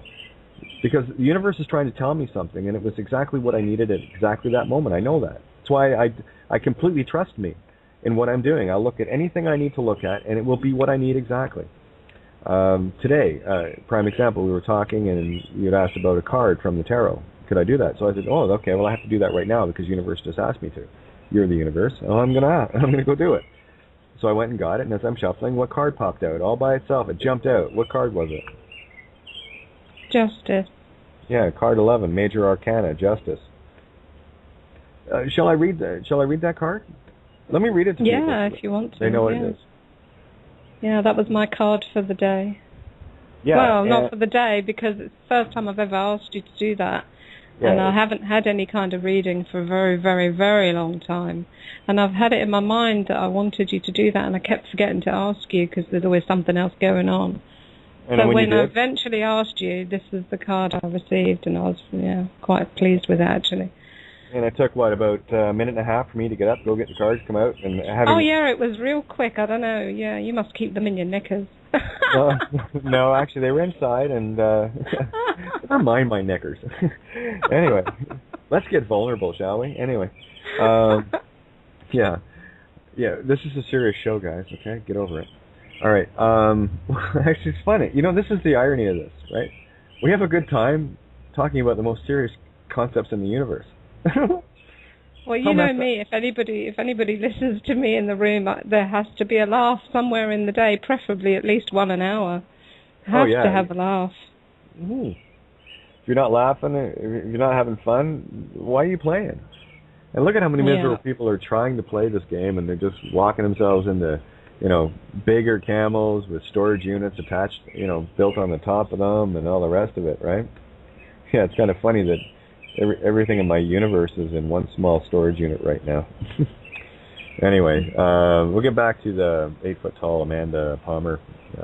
I'll give you my reckoning of it anyway, and we'll see where we go. I mean, I'm still in a learning, growing curve right now, and as far as I know, we're going to roll into the after because I haven't heard from Johnny yet today, so no QLP as far as I know.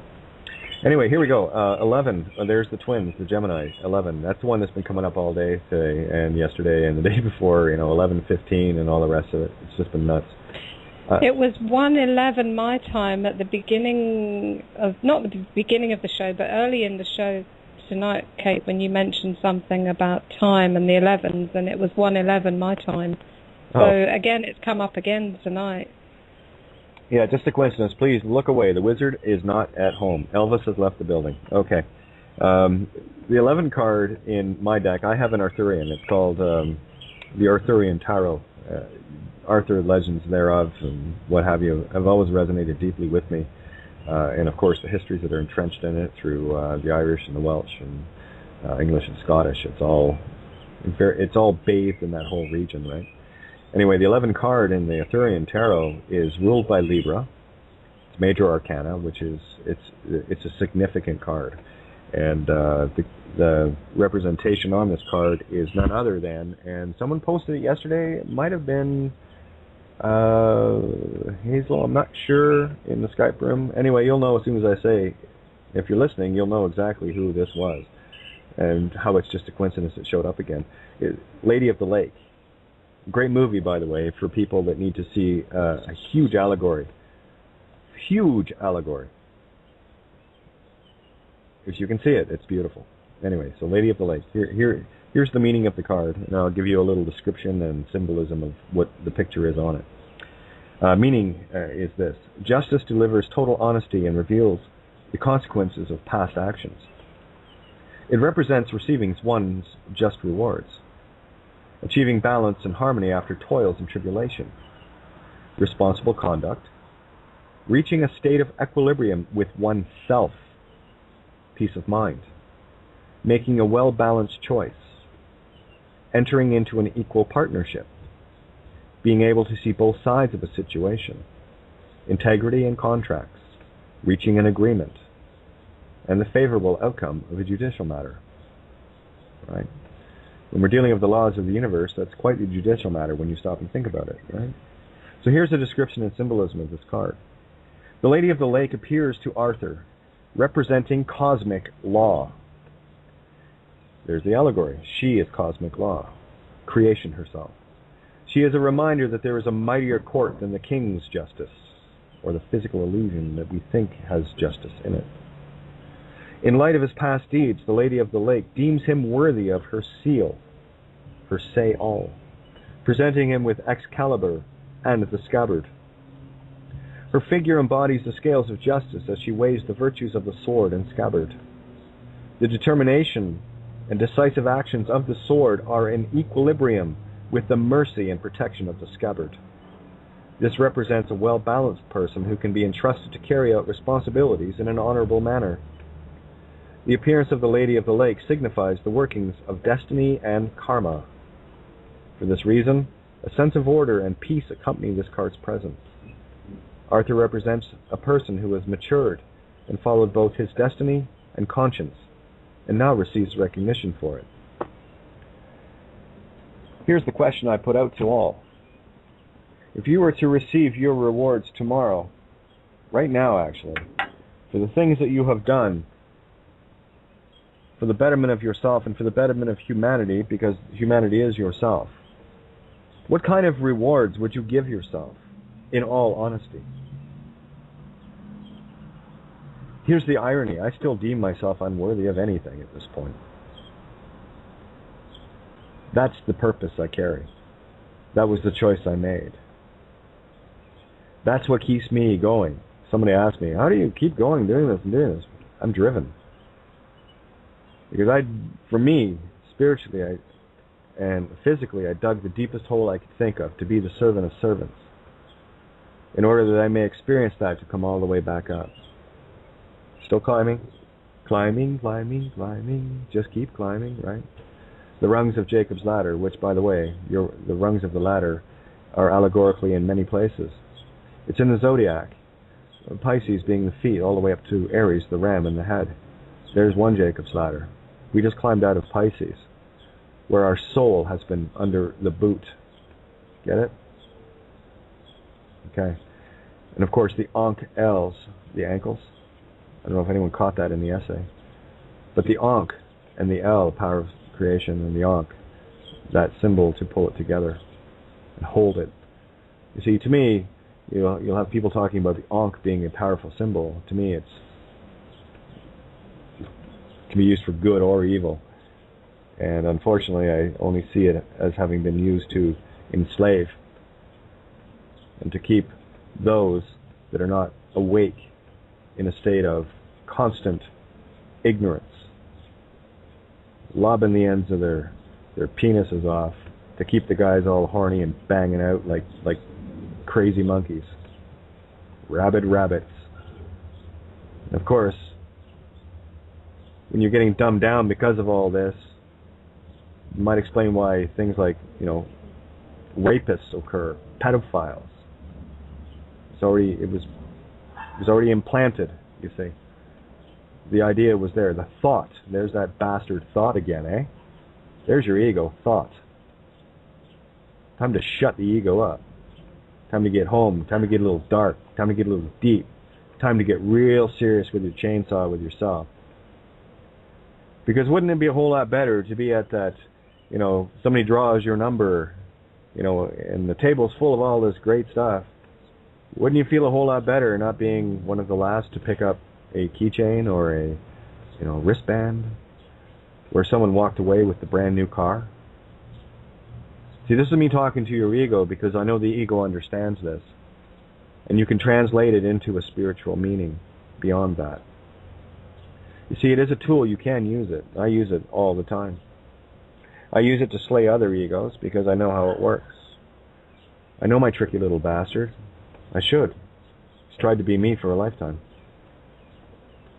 That's why it's so hard to spot them.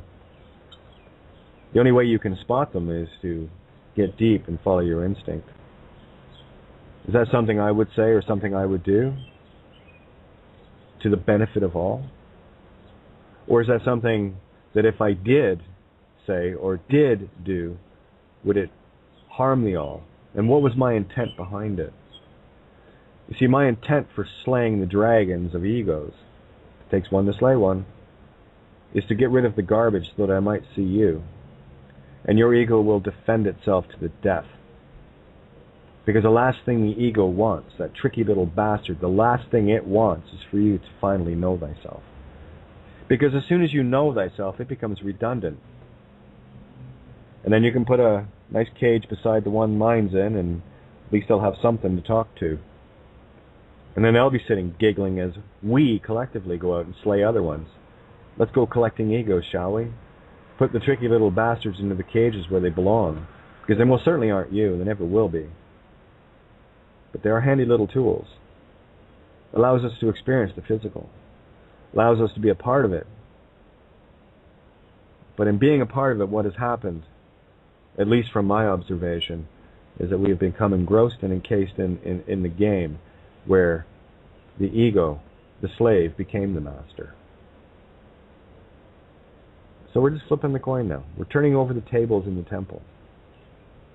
It's a pretty simple concept. It's just not easy to grasp until it kind of gets spelled out for you. And that's the only role I see myself doing anymore. Seeing the silly little things that, would mean one thing and oh no, it means that now too, and that, and just sharing that with you. And of course, you guys will bounce back with things and go on, here, I saw this, saw that, saw the other, and I go, hey, cool, I missed that one. Excellent, thank you. That's kind of the reason why I love sitting around this table. And this table, it's not mine, it's ours. This table that is set for us. We get new people at it all day, every day. This table is huge. It counts in the tens and twenties of thousands. Even more. Who knows how many are sitting at this table? But I know you right now sitting there know that you are. Yeah, we've had some come to the table and walk away in disgust because they didn't get what they wanted. That was the ego. The ego forces you away from the table every time. The ego will make you blind to the feast before you, to go off and seek Whore of Babylon table scraps somewhere else, because that's all the ego is used to. All the ego wants is to be physical, to be, in the game, to be in control of you, to hold your helm, to steer you into Scylla and Charybdis every chance it can get. And of course, you get past one of them, first thing it wants to do is steer you into a port where there's lots of wine, women, and song, or vice versa, for the girls. They better be cute boys. Okay? To keep you entrained, to keep you docked, to keep you in the left, port. That's what the left side of the ship is, port, right? Where I prefer to take my ship and sail as far as I can, always steering to the starboard side, the right hemisphere. It's where all the stars are, the stirs, divine feminine. Can you see the as above allegory of the swan, divine feminine, and Orion, the divine masculine? And why the patriarchal Roman pharaohs of Egypt are desperately trying to gather all the energy they can through the churches and synagogues and mosques and all the courts and all their little, cubicles across this planet where people are encased in, so they take that energy and focus it and try to steer this ship towards Orion. Here's the trick, though. Here's the one-trick pony, right? This is what kills the pony, cripples it, knocks it off its feet. Good thing I dug a hole for it. It fell right into it. Because if but one shall awaken to what I just told you, the ship has already moved. The ship is already steering in a new direction. It just took one of us to see that. You are the one. Where are you steering? Are you happy with the psychopathy of this planet? Are you digging the fear porn? Are you loving the raping and the mutilating the children? Are you really digging the fact that, nuclear weapons are there and fear, fear, fear? Here, I'll tell you what, let's stare up and look at the Project Bluebeam illusion of UFOs and keep you looking out. You're missing the allegories left, right, and center. This has always been spiritual. The mirror is the physical, that's it. And if you're stuck in the physical, if you feel the need to, and I speak to all those in the uniform land, be it, the vestments of clergy or badges of cops, I don't care, they're all the same to me. They're clown suits. They're exterior, they're not interior. You're trying to tell me by something you're wearing in a robe of office or some sort of status that you're somehow better? Are you kidding me? How dare you, you arrogant prick? Sorry, I just see you as equal. Hope you don't mind. I went tinkle this morning too, and I didn't ask for permission either. I just went. And I apply that rule to everything in my life. That's what makes me the stubborn bitch that I am, because I don't need permission to do anything. I'm not wishing harm on anyone. As a matter of fact, I've wished so much goodwill here in this mirror that I've had it blow up in my face. But now I know why. So, we got about 5 minutes left here. I'm just going to do a quick announcement, and then I want to touch on Amanda Palmer. What my take on it was. It won't be much. It's pretty simple. Great big thank you to criticalmassradio.co.uk for giving us this beautiful table, fully set, with infinite chairs for infinite beings to gather round and share perspectives over a beautiful Chablis and all manner of everything you can imagine. Vegetarian, of course. Well, we do the fake meat thing if you want, but anyway. No consciousness was destroyed in the setting of this table. It was actually created. My gratitude to Paul, Giovanni, and Lisa and the rest of the crew, Critical Mass, is boundless. I have no bindings. Period. That's it. So, great big thank you. A most humble thank you. Yes, I will bow to the feminine, bow to stern, absolutely. So getting back to the Amanda Palmer allegory that was portrayed for me yesterday. You see, my whole life, writing songs for me is easy. It requires no effort at all. Oh, I have to go up and pick up my guitar and pen and some paper or something, but, that's it. Because when a song downloads, it downloads. And my catalog is well over 5,000 songs. Yeah, that's for me how easy it is. It's prolific. So don't be impressed. It's, if you're going to be impressed with that, be impressed with a kid that can ride the BMX bike and flip it over his head 30 feet in the air and land it down, and that impresses me. That takes effort. But for them, there's no effort. They just do their thing. And that's all it is with me. So how do I place value in it? And it's kind of funny that, people will, spend large amounts of money to go and watch a truck and tractor pull, or, BMX events or sporting events and everything else. Huge amounts of money. And, of course, concerts as well. As soon as you get into the league where the system wants you, oh yeah, you'll make, lots of money. Unfortunately, though, the ones that control it make the lion's share. You know, you want to talk about the 90 and 10. Well, generally the artists get 10% and the parasites get 90. That's how it's always worked. That was why I had such an issue with being signed. They wanted my babies, and I wasn't going to give those children away. Those belong to you. Of which, you know, I mean, Amanda's talking about putting her music up for free. I've been doing that for years. I used to be a great proponent of copyright, and you know, when Napster was out, and you know, stealing, as it was called, stealing songs and whatever. And of course, here I'm on the other side of it with a different reality, and have had this for a very long time. Very long time. These are gifts. I can't sell them. I can't even think of selling them. So I've always had a problem with, you know, putting music out and asking for anything for them. So what I learned from Amanda, I've always been afraid to ask. That's my own lack of humility.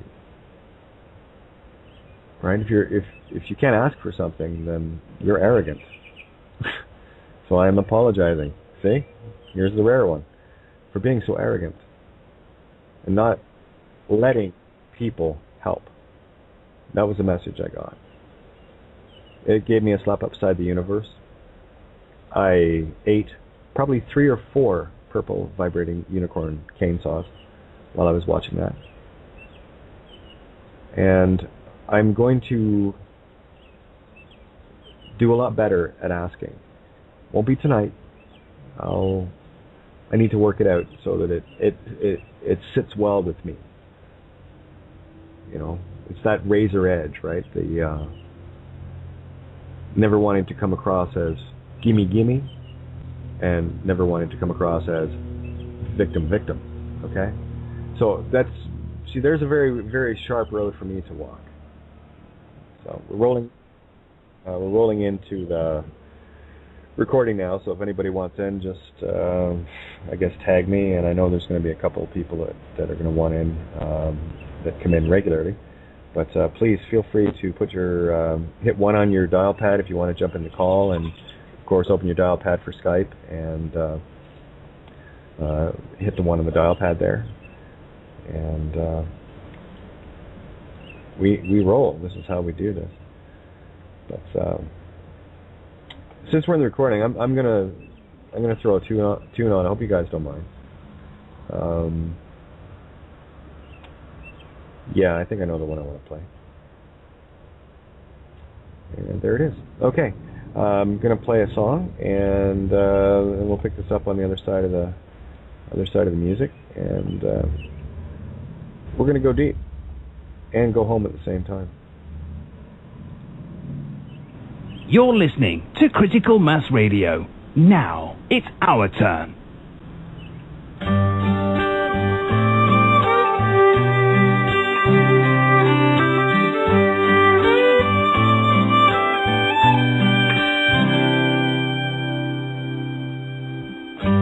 Ever woke up when it just can't get much better?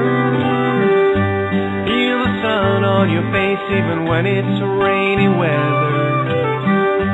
Nothing matters, just as long as we're together. You're the sun to me. You're the sun to me. I can't remember ever feeling like I'm feeling. Head in the clouds all day, got me flying, got me reeling. And there ain't no way my heart can be concealing.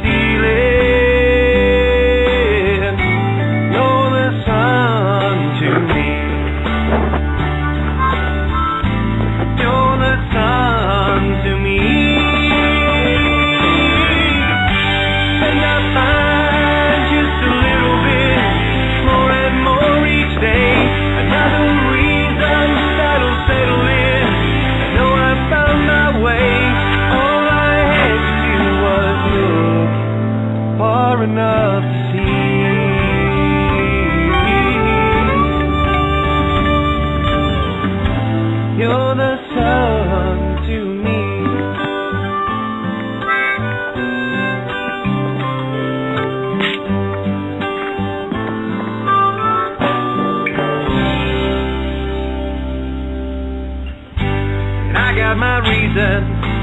They won't need explaining why I smile all day, even though it's raining.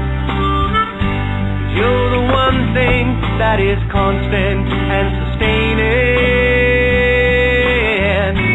You're the sun to me. You're the sun to me. And I find just a little bit more and more each day. Another reason that'll settle in. I know I found my way. All I had to do was look. Video provided by VerdictProductions.com.